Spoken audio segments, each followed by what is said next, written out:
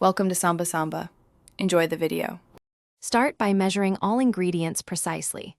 1 cup granulated sugar, 1/2 cup water, 1/2 cup heavy cream, 2 tablespoon unsalted butter, 1/4 tsp salt, and 1 tsp vanilla.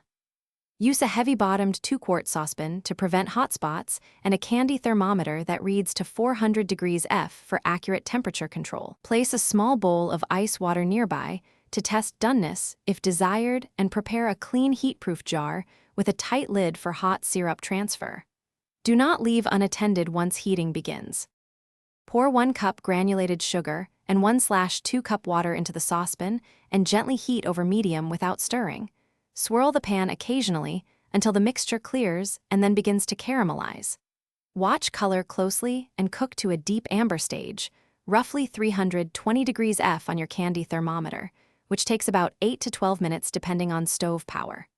Remove from heat before it darkens too far. Then carefully pour in 1/2 cup heavy cream slowly while whisking to combine. Allow the caramel syrup to cool briefly in the pan to avoid thermal shock, then strain it through a fine mesh sieve into a pre-warmed heat-proof jar to remove any solid bits. Tighten the lid and refrigerate. The syrup keeps well for up to 2 weeks chilled. To use, rewarm gently over low heat on the stove or microwave in short 10 to 20 second bursts until pourable. Drizzle over ice cream, stir 1 to 2 tablespoons into coffee, spoon over pancakes, or fold into frosting for extra flavor.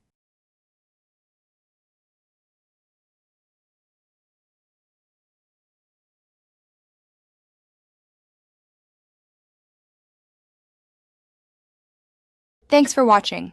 Consider subscribing if we helped you.